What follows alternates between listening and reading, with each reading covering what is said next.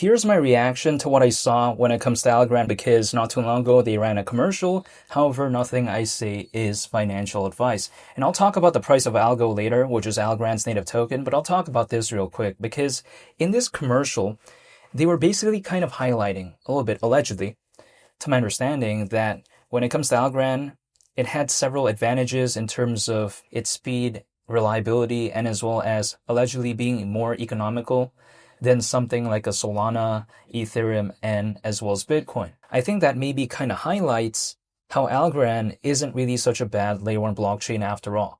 Now, granted, of course, Solana, Ethereum, and Bitcoin, they have their own advantages, but if I take a look at something like Algorand, I think it can't be denied that sometimes when people like to say, oh, it can't compete, I sometimes disagree with that because, sure, Algorand is nowhere near as popular as like Solana, Ethereum, or even Bitcoin.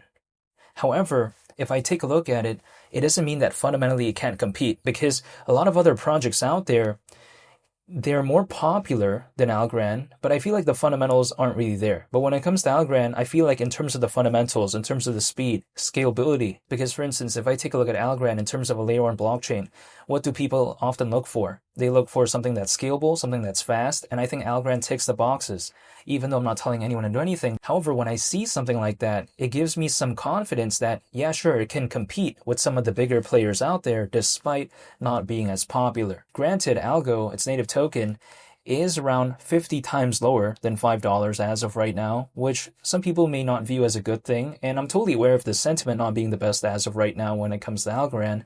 However, my point of view is this. There's this project, right, that I'm a fan of, again, Algorand, and its native token called ALGO is so low, yet I still like the fundamentals.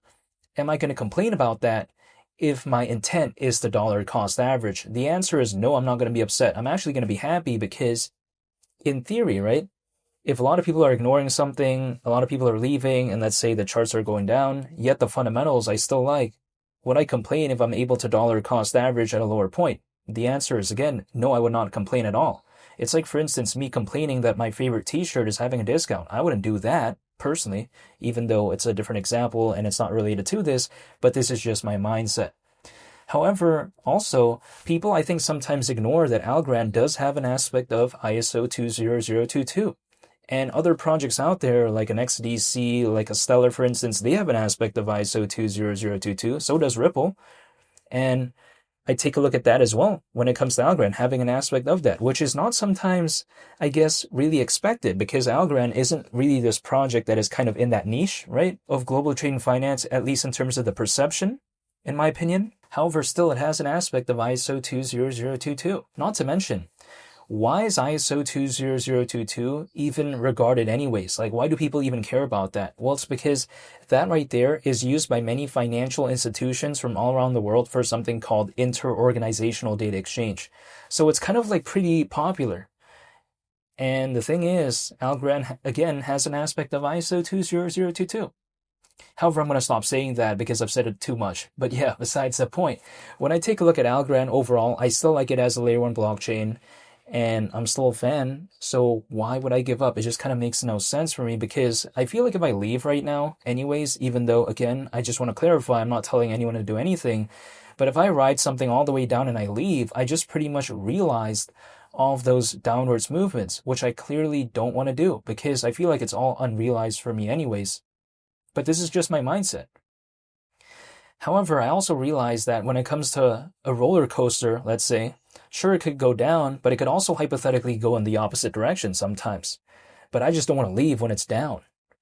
However, also on top of that, my kind of perception is that seeing ALGO this low, it's kind of like bringing my average down. Now, I'm not just trying to randomly find a perfect time. No, what I do is I dollar cost average once a month.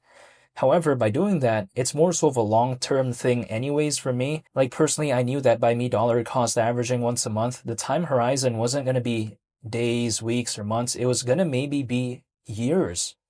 So this is why if I have to wait longer, it's not like it's something I'm going to complain about too much because I kind of knew that I might have to wait that long anyways when I first entered. So I'm not going to complain about something I kind of preemptively thought about. Now, is there any way I could know if there's going to be hypothetically an altcoin season or what Algorand is going to do exactly during an altcoin season. No, there's no way I could know that. However, personally for me, all I'm doing is just staying patient, holding, and I'm waiting. That's it. And it's just kind of like just in case. That's sometimes the way I take a look at it because I can't control this, right? I'm not Harry Potter. I don't have a magic wand to randomly control this. No, there's no way. The only thing I can do is just control myself, and I'm going to stay patient, hold, and wait, and that's it. However, even though I will not be able to know what could exactly happen to Algo, if let's say hypothetically there was even an altcoin season, but why do I still think about $5 for whatever reason?